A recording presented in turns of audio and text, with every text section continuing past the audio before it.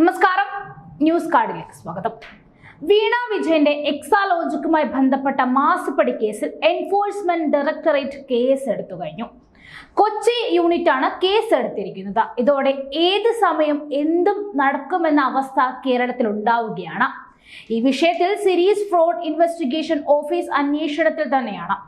ഇവരുടെ അന്വേഷണ റിപ്പോർട്ടിന്റെ അടിസ്ഥാനത്തിലാണ് ED കേസ് എടുത്തിരിക്കുന്നത്. ഇതോടെ എക്സാലോജിക്കുമായി ബന്ധപ്പെട്ട് അറസ്റ്റിലേക്ക് പോലും EDക്ക് കടക്കാനാകും എന്നതാണ് ഏറ്റവും വലിയ നിർണായകം. മുഖ്യമന്ത്രിയുടെ മകൾ വീണ വിജയനെതിരെ ED എന്ത് നടപടിയായിരിക്കും എടുക്കുക എന്നതാണ് നമുക്ക് ഉറ്റുനോക്കുന്നത്.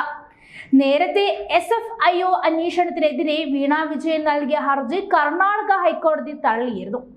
SFIO അന്വേഷണം നേരിടുന്നവരെല്ലാം ED കേസിന്റെ പരിധിയിൽ വരും. അതായത് വീണ വിജയനും കരിമണൽ കർത്തയും അടക്കമുള്ളവർ കേസിന്റെ ഭാഗമാകും എന്നർത്ഥം. വീണ വിജയന്റെ കമ്പനിയുമായി ഇടപാടുകൾ നടത്തിയവരും അന്വേഷണത്തിൽ വരും. അതുകൊണ്ട് തന്നെ അതിനിർണായകമാണ് ഈ കേസ്. വീണ വിജയനെ ED ചോദ്യം ചെയ്യുമോ എന്നതും നിർണായകം തന്നെ. പൊതുമേഖലാ സ്ഥാപനമായ KSIDCയിലേക്കും ED എത്തും. അതുകൊണ്ട് തന്നെ സംസ്ഥാന സർക്കാരിനും നിർണായകമാണ് ഈ കേസ്. 10 ദിവസത്തിനുള്ളിൽ കേരളത്തിൽ നിർണായക നീക്കങ്ങൾ കേന്ദ്ര ഏജൻസി നടത്തുമെന്ന സൂചനകൾ ഉണ്ടായിരുന്നു. അതിനിടയിലാണ് പുതിയ നീക്കം. വീണ വിജയൻ ഉൾപ്പെടുന്ന മാസപ്പടി കേസിൽ ആദായ നികുതി വകുപ്പിന്റെയും അന്വേഷണം വരും. പ്രാഥമിക പരിശോധന നടത്തിയ ശേഷം നടപടിയിലേക്ക് കടക്കുകയാണ് ED. കൊച്ചി യൂണിറ്റിൽ ECIR രജിസ്റ്റർ ചെയ്തിരിക്കുകയാണ്. അതിനൊപ്പമാണ് ആദായ നികുതി വകുപ്പും ഇടപെടുന്നത്. ലോക്സഭാ തെരഞ്ഞെടുപ്പിന് മുൻപ് പ്രഖ്യാപിച്ചിരിക്കുന്ന ഘട്ടത്തിൽ ആദായ നികുതി വകുപ്പ് കേസിൽ ഇടപെടുന്നത് വലിയ രീതിയിലുള്ള രാഷ്ട്രീയ ചലനങ്ങൾ ഉണ്ടാക്കും. വിശേഷിച്ചും കേന്ദ്ര ഏജൻസികളെ വിവിധ സംസ്ഥാനങ്ങളെ അടിച്ചമർത്താൻ കേന്ദ്രം ഉപയോഗിച്ചിരിക്കുന്നു എന്ന ആരോപണം കേരളം അടക്കം ഉന്നയിക്കുന്ന ഈ സാഹചര്യത്തിൽ ഇത് തെരഞ്ഞെടുപ്പിലും ശക്തമായ വിഷയമായി തീരുമെന്നത് ഉറപ്പായിരിക്കുകയാണ്. അന്വേഷണത്തിന്റെ ഭാഗമായി എക്സാലോജിക് സൊല്യൂഷന്റെ ബാങ്ക് അക്കൗണ്ട് വിശദാംശങ്ങൾ SFIO പരിശോധിച്ചിരുന്നു. ഈ പരിശോധനയിൽ ലഭിച്ച വിവരങ്ങളുടെ അടിസ്ഥാനത്തിലാണ് നോട്ടീസ് അയച്ചതും.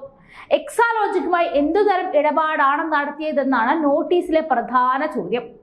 ഉൽപ്പന്നമാണോ സേവനമാണോ നൽകിയതെന്നതിന് എക്സാലോജിക്കിൽ ഏർപ്പെട്ട കരാറിന്റെ പകർപ്പ്, വർക്ക് ഓർഡർ, ഇൻവോയ്സ് എന്നിവയുടെ പകർപ്പ് എന്നിവയെല്ലാം ആവശ്യപ്പെട്ടിട്ടുമുണ്ട്.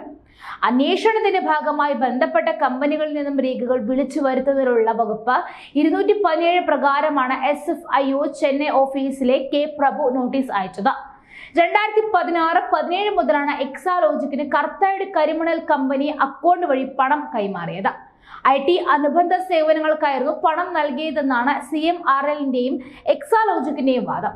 ഈ ഘട്ടത്തിൽ 10-ലധികം സ്ഥാപനങ്ങൾ എക്സാലോജിക്കുമായി വലിയ സാമ്പത്തിക ഇടപാട് നടത്തിയെന്നാണ് അക്കൗണ്ട് പരിശോധിച്ച SFIO കണ്ടെത്തിയത്. മുൻപ് എൻഫോഴ്സ്മെന്റ് ഡയറക്ടറേറ്റ് നടത്തിയ വിവരശേഖരണത്തിന്റെയും ചില സാമ്പത്തിക ഇടപാടുകളും കണ്ടെത്തിയിരുന്നു. അന്ന് സ്ഥാപന ഉടമകളിൽ നിന്നും മൊഴിയെടുത്തെങ്കിലും അന്വേഷണം മുന്നോട്ട് പോയില്ല. ഈ വിവരങ്ങളും SFIOക്ക് കൈമാറിയിട്ടുണ്ട്. ഇനി ഈ തിരഞ്ഞെടുപ്പ് കാലഘട്ടത്തിലേക്ക് കടക്കുമ്പോൾ പിണറായി സർക്കാരിന് വളരെയേറെ നിർണായകം തന്നെയാണ് ഇനി വരുന്ന ഘട്ടങ്ങൾ.